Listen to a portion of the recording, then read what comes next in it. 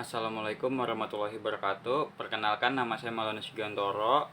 NIM saya 18720500018. Prodi saya Pendidikan Ekonomi kelas A. Saya di semester 2, dosen pengampu Ibu Rita Aryani MM. Di sini saya ingin presentasikan tentang konsep permasalahan remaja. Kenakalan remaja sebagai perilaku penyimpang dari remaja. A. Kartini Kartono mengatakan remaja yang nakal itu disebut pula sebagai anak cacat sosial. Mereka menderita cacat mental disebabkan oleh pergaulan sosial yang ada di tengah masyarakat, sehingga perilaku mereka dinilai oleh masyarakat sebagai suatu kelainan dan disebut kenakalan. B. Dalam Bakolak Inspres No. 6 atau 1977 buku pedoman 8 dikatakan bahwa kenakalan remaja adalah kelainan tingkah laku atau tindakan remaja yang bersifat antisosial, melanggar norma sosial, agama, serta ketentuan hukum yang berlaku dalam masyarakat. C. Singgih D. Gunarso 1988 mengatakan dari segi hukum kenakalan remaja digolongkan dalam dua kelompok yang berkaitan dengan norma-norma hukum. 1. Kenakalan yang bersifat amoral dan sosial serta tidak diantar dalam undang-undang sehingga tidak dapat atau sulit digolongkan sebagai pelanggaran hukum. 2. Kenakalan yang bersifat melanggar hukum dengan penyelesaian sesuai dengan undang-undang dan hukum yang berlaku, sama dengan perbuatan melanggar hukum bila dilakukan orang dewasa. Menurut bentuk Sunarwiati S. 1985 membagi kenakalan remaja ke dalam 3 tingkatan. 1. Kenakalan biasa seperti suka kelahi, suka keluyuran, membolos sekolah, pergi dari rumah tanpa pamit. 2. Kenakalan yang menjurus pada pelanggaran dan kejahatan seperti mengendarai mobil tanpa SIM, mengambil barang orang tua tanpa izin. 3. Kenakalan khusus seperti penyalahgunaan narkotika, hubungan seks di luar nikah, pergaulan bebas, perkosaan, dan lain-lain. Kategori di atas yang dijadikan ukuran kenakalan remaja dalam penelitian. Penyebab terjadinya kenakalan remaja. Perilaku nakal remaja bisa disebabkan oleh faktor dari remaja itu sendiri, internal, maupun faktor dari luar, eksternal. Faktor internal. 1. Krisis identitas. Perubahan biologis dan sosiologis pada diri remaja memungkinkan terjadinya 2 bentuk integrasi.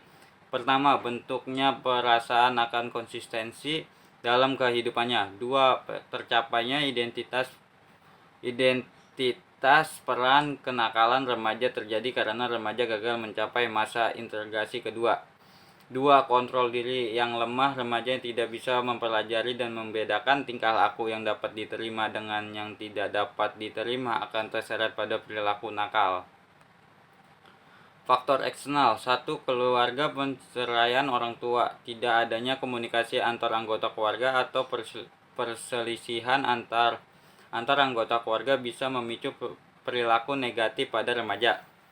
Pendidikan yang salah di keluarga pun, seperti terlalu memanjakan anak, tidak memberikan pendidikan agama, atau penolakan terhadap eksistensi anak, bisa menjadi penyebab terjadi kenakalan remaja. 2. Teman sebaya yang kurang baik. 3. Komunitas atau lingkungan atau sekolah bisa jadi tempat tinggal yang kurang baik. 3. Hal-hal yang bisa dilakukan untuk mengatasi kenakalan remaja. Mengatasi kenakalan remaja berarti menata kembali emosi remaja yang tercabik-cabik itu. Emosi dan perasaan mereka rusak karena merasa ditolak oleh keluarga, orang tua, teman-teman, maupun lingkungan sejak kecil, dan gagalnya proses perubahan jiwa remaja tersebut. Trauma-trauma dalam kehidupan harus diselesaikan. Konflik-konflik psikologis yang mengandung harus diselesaikan, dan mereka harus diberi lingkungan yang berbeda dari lingkungan sebelumnya. Sebenarnya kita melupakan sesuatu yang ketika berbicara masalah kenakalan remaja, yaitu hukum kausalitas. Sebab dari kenakalan seorang remaja selalu dikristalkan menuju faktor eksternal lingkungan yang jarang memperhatikan faktor terdekat dari lingkungan remaja tersebut, dalam hal ini orang. Beberapa hal bisa dilakukan untuk mengatasi kenakalan remaja. 1. Kegagalan capai identitas peran dan lemahnya kontrol diri bisa dicegah atau diatasi dengan prinsip keteladanan. Remaja harus bisa mendapatkan sebanyak mungkin figur orang-orang dewasa yang telah melampaui masa remajanya dengan baik. Juga mereka berhasil memperbaiki diri sendiri setelah sebelumnya gagal pada tahap ini. 2. Adanya motivasi dari keluarga, guru, teman sebaya untuk melakukan poin pertama. 3. Kemauan orang tua untuk memenuhi kondisi keluarga sehingga terciptanya keluarga yang harmonis, komunikatif, dan nyaman bagi remaja. 4. Remaja pandai memilih teman dan lingkungan yang baik serta orang tua memberi arahan dengan siapa dan komunitas mana remaja harus bergaul. 5.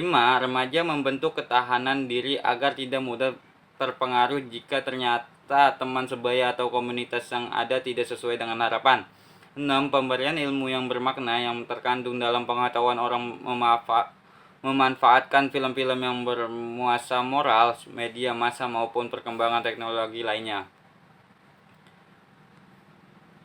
Terima kasih dari saya. Apabila ada salah kata mohon maaf. Saya akhiri. Assalamualaikum warahmatullahi wabarakatuh.